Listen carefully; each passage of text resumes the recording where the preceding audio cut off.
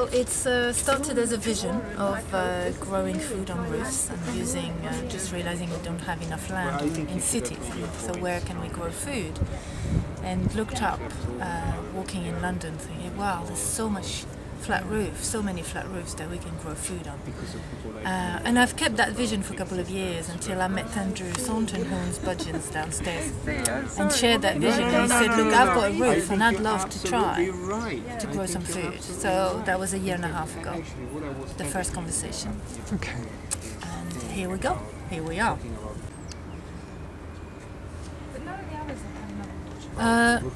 How did we set it up? As cheaply as we could. So we used recycled boxes from Haringey. They were donated by Haringey. The compost is from our food waste and our garden waste that the Haringey Council made into compost, donated as well. Seeds from seed swaps. People were volunteers from the area, and we hired a crane for a day and lifted up the 10 tons of compost. All the boxes, all the fences, plants and people. That was last May, so it was exactly a year ago. Hi, I'm Andrew Thornton from Thornton's Budgeons. We operate 2 franchise supermarkets in North London, Crouch End and Belsize Park. We are very much a community supermarket and believe that food should be sold as part of the centre and core of the community and not kind of by some sort of remote organisation. We have a very strong sustainability and green agenda. We very much believe that for a sustainable future you need to embrace both community and environmental issues. One of the projects that we're heavily involved in is Food from the Sky, where we are the only supermarket in the world to grow its own fruit and vegetables on the roof.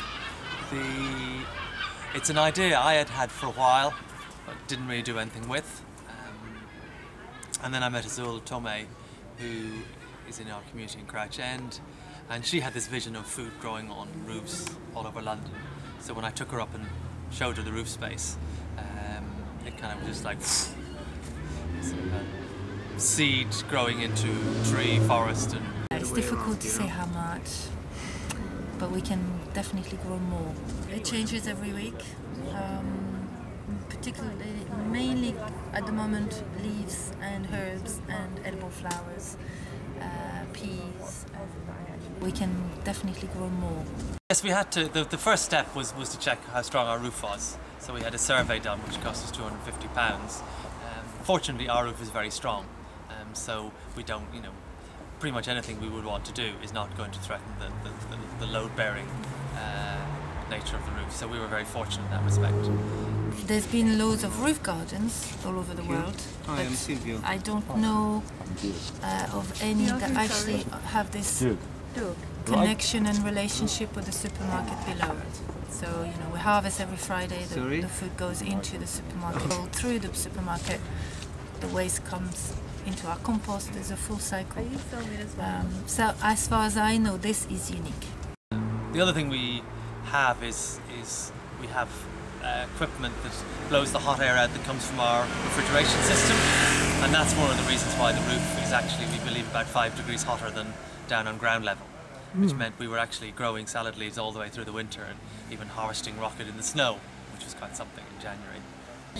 I found out about it through Twitter.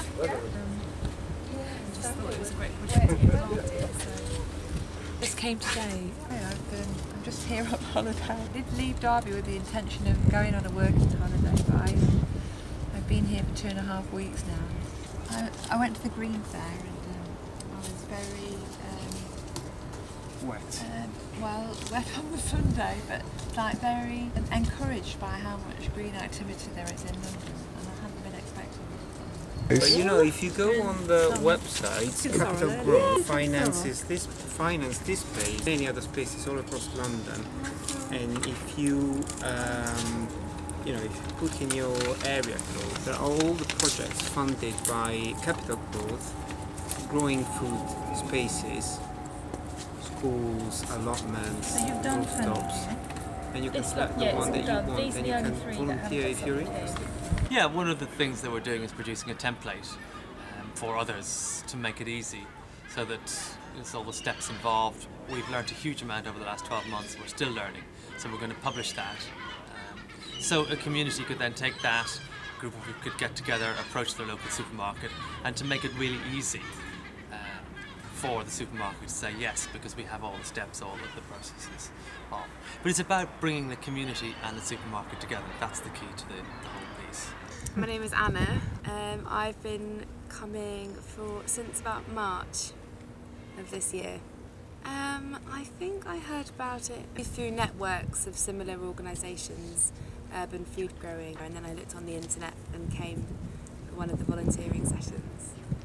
I was very interested in urban food growing. I spent lots of time on farms in rural areas and worked in organic food and that side of things, so I was interested in the kind of urban aspect, and also just interested in spending time with people and discussing kind of the similar issues, really. My name is Federico and I come from Italy, and I just came here today to do some volunteer work on this roof from Food from the Sky. And yeah, it's the first time I see it. It's a really beautiful place to be in. I heard about it through my girlfriend, who is also volunteering here.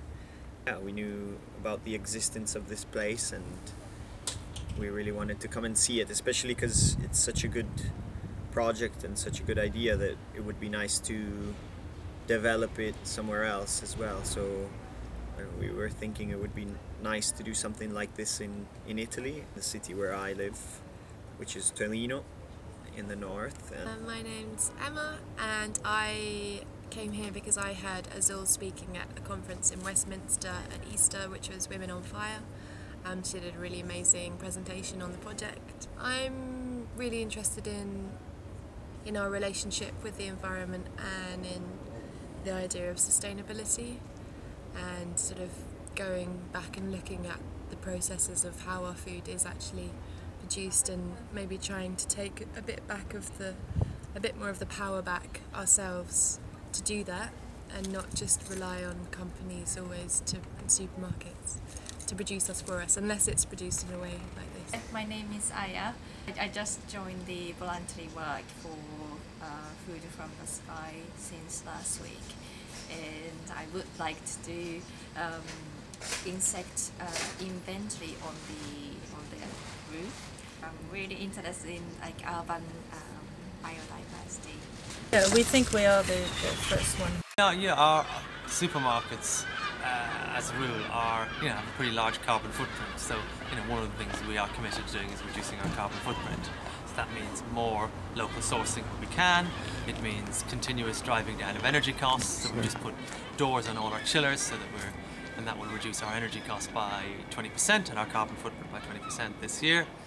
So it's a continuous process of reducing our carbon footprint, and by growing food locally on the roof. It's an 8-metre vertical food meters, not even food miles, by getting bread from the local baker across the street. So all those things are really important to us. We'd love Food from the Sky to happen on another supermarket. That will be, and we're creating a template so people can replicate it.